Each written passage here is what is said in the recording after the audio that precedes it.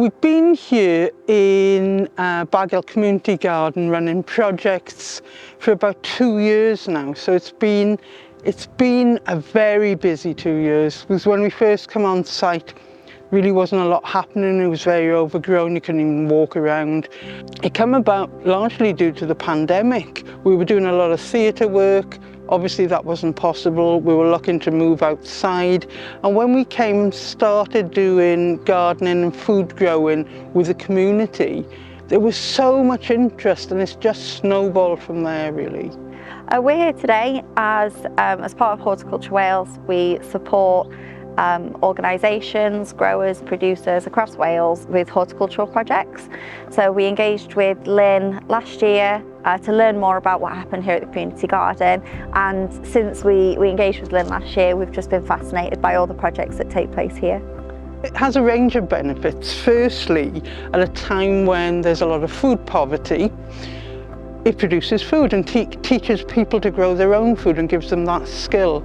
But the other things that we've seen is an impact on well-being, on mental health, particularly after the pandemic, sort of building a new social circle, bringing people together, getting people to work together, getting people to improve their environment and improve local habitat and connect with nature. So it's had a number of impacts really, from young people to community members. We have volunteers with learning disabilities, and it's been great for so many people. We run allotment school for kids every school holiday. So our kids aren't from any specific school, they're from clubs that we run ourselves out in the community.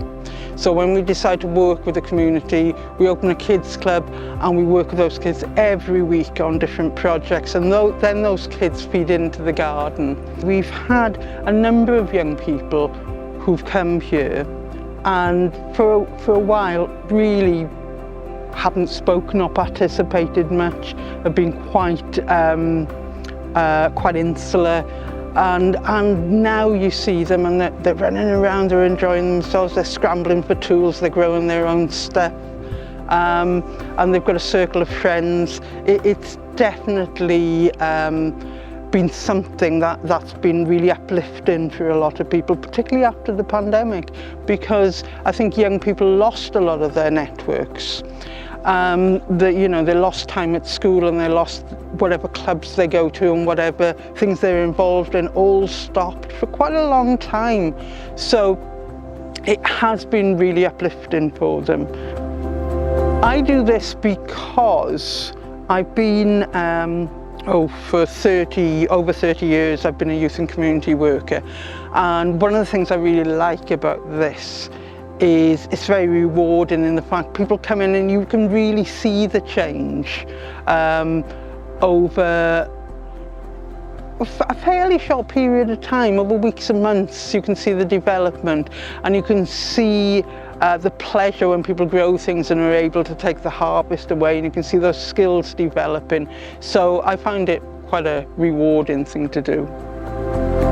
The future is basically we want to build an allotment school, and we're putting some resources together to do that.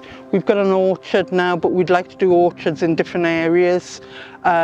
So it's going, we definitely see this as a foundation that we're going to build upon, because we'd like to be at a stage where we've got the capacity to work with a lot more people.